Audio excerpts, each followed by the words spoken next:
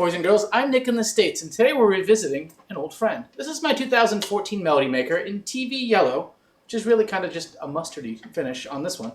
And why I want to talk about this was, first, the previous video is kind of crappy, and second, I've re-fallen in love with this thing, so I kind of want to talk about it. Now, this is a non-traditional Melody Maker. The Melody Makers came out in the 50s, and they were Gibson's like below the junior line. They all were slim like this, so the junior is a full like 1 3/4, 2-inch piece of mahogany, where these are always like about 1 1/4, 1.5 in that range. Like it's a thin guitar, and the ones back then did, but they were all flat tops, and they usually had 1 or 2 single coil pickups. And they continued the Melody Maker line from the 50s single cutaways. Around 1960, they also had a 3/4 scale too, which brought the scale way down. In the 60s, they went to like a double cutaway one. First, more like a Les Paul, just a cutaway on both sides, and later a little bit wider and weirder, but that's like the Joan Jett Melody Maker. Hers is a hot rodded one of those. So anyway, that continued on. Later, they ended up coming out with them, and they were like juniors that had P90s and weird headstocks. And a Melody Maker standard thing for the most part is their headstocks are usually only about this wide. They only go about this wide from here to here. And the reason is that Gibson, history lesson, boys, you didn't know you were coming here for a history lesson, but I'm giving it to you, damn it, and girl or two. But the way Gibson does their headstocks in the wood is, if you look at the width of this neck, it's actually all the way through out to here is actually how wide it is, and they glue on these ears to the end of the headstock to give it the full shape. That way they can use less wood. They only need to have a piece of mahogany or maple that's a certain thickness, and then the ears just add on. Well, the Melody Makers, to save money, they just didn't put the ears on, and they drilled the tuners in closer. Kind of cool. Saved the money as a cheap student guitar. 2014 is the weird one, and that's where I'm getting to in this long winding story. 2014, what they did is, this is actually the same body and neck setup with a full-size headstock as a Gibson Les Paul Les, the slimline kind of Les Paul standard looking thing, and the Gibson Les Paul Custom Light.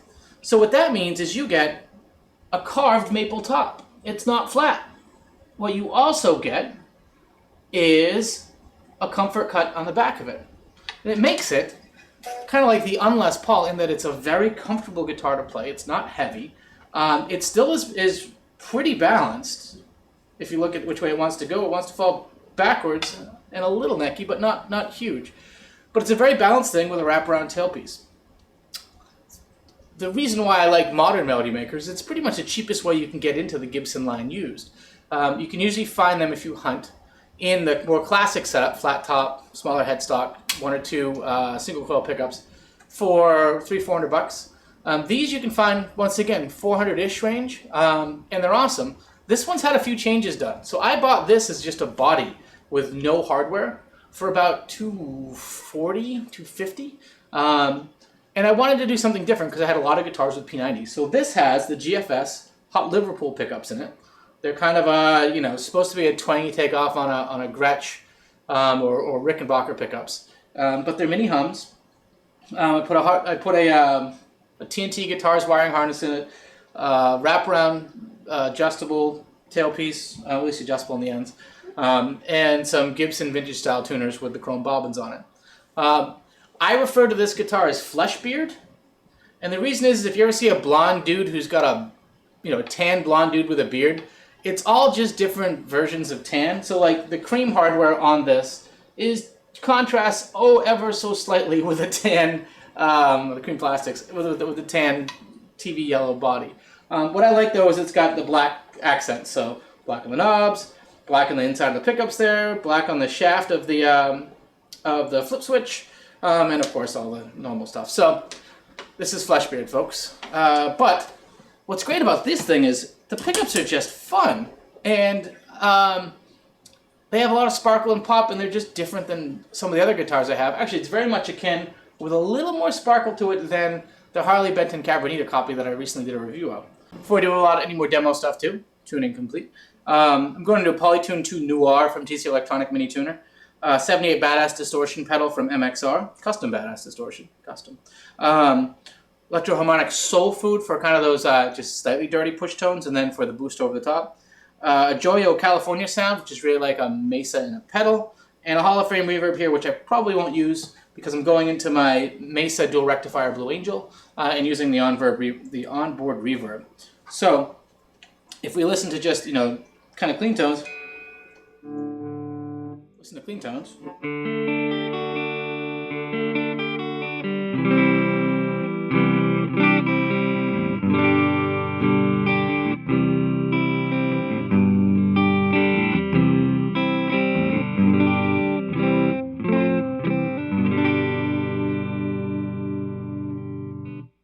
You can see she kind of sparkles. That's the neck pickup. And if I go to the bridge,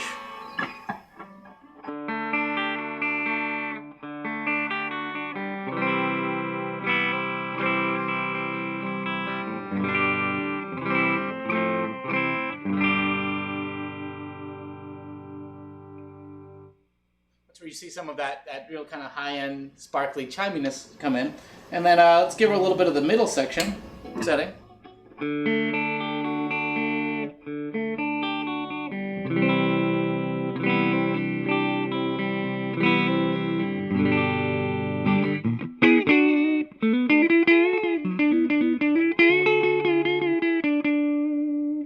It's nice and spanky in all three settings. So.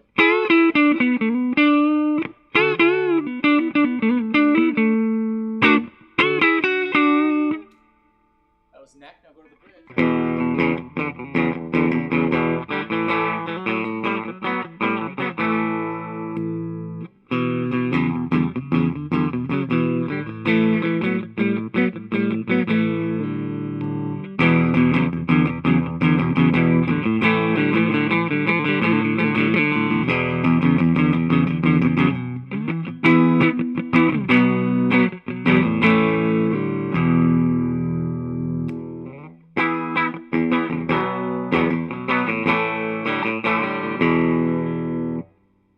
They got a nice little bit of spank, especially when you want to dig in.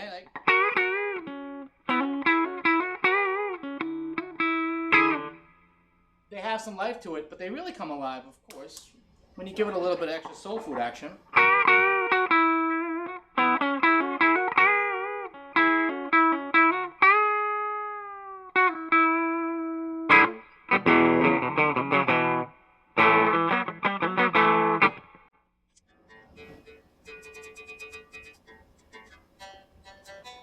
Swear I just tuned. It went all crazy on me. But when you start getting a little soul food,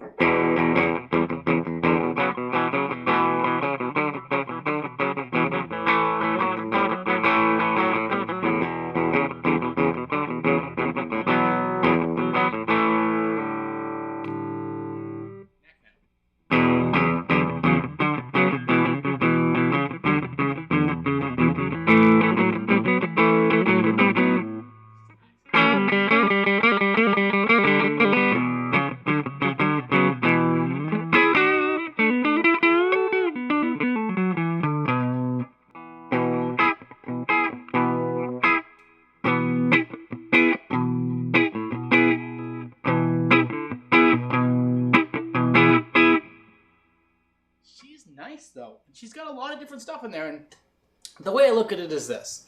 This is the gateway drug to a telly if you like Les Paul shaped guitars. Because as it's set up, it plays a lot of those chicken pick and spanky stuff that I really can't play. But with that punchy, high, fun, not muddiness, and a little more upper clarity than like a normal Seymour Duncan mini humbucker might be in something like this. They're a lot of fun. The pickups aren't that expensive at all. I think I got the set for $75-$80. And as the guitar sits here, I think I'm into it probably for $4 and change, maybe at that. I did the wiring myself on it, and it didn't need a setup. It's just been nice as it is. So, like, not bad. And then, not to be dissuaded if you don't think you can do other stuff.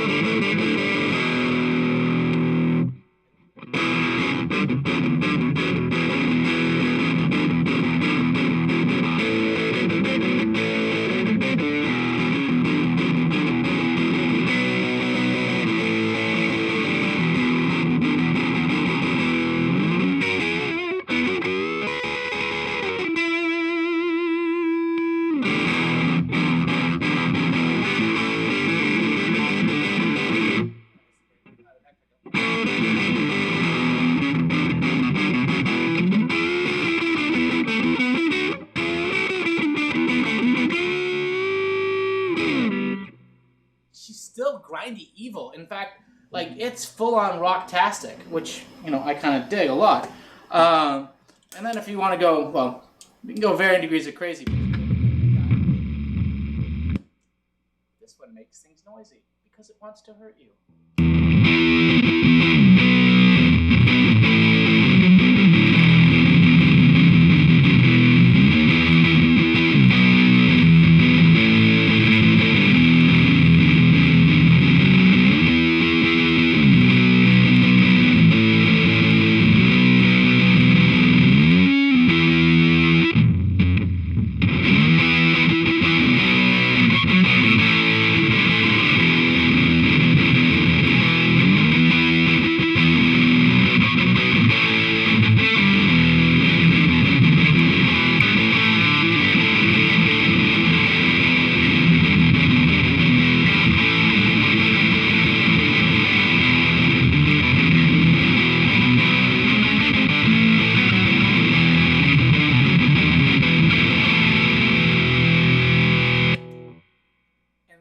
This morning, while noodling around getting ready, I discovered you can stack both the Badass and the Joyo.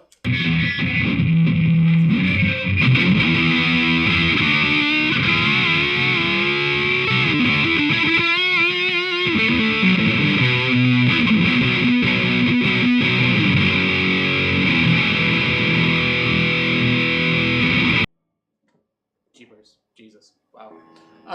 Anyway, that was a fun discovery, and it just makes everything a whole lot more evil. So, buy a custom Badass 70s distortion in one of the Joyo California sounds, and just metal it out, rack it out, push it out, and smile. Smile. Push it out. That's weird.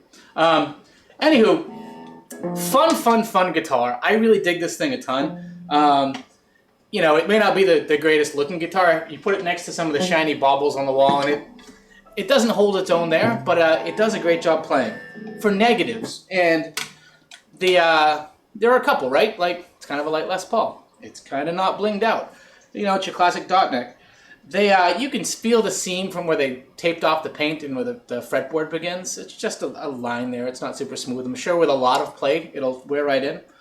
The top edge of the fretboard kind of feels like they didn't give too many shits about it when they did it. Like, it doesn't have that loved kind of rounded off, even some of the nice Korean and Chinese stuff does. It was just cut, quick sanded, thrown out the door because it was a cheap guitar, and it's still made in the USA. And the frets were a little bitey when I got it. I did a little fret file at the edge of it, and now it's nice. But she's stable, she stays in tune, or seems to stay in tune. There's a little thing at the beginning of the video. It's just fun, and these GFS pickups are just a hell of a lot of fun, especially for something different if you're looking for something in between a P90 and a Tele, but with some cojones to it. Cojones. So anywho, with that, I've been Nick in the States. Obviously, I have issues. Take care, folks.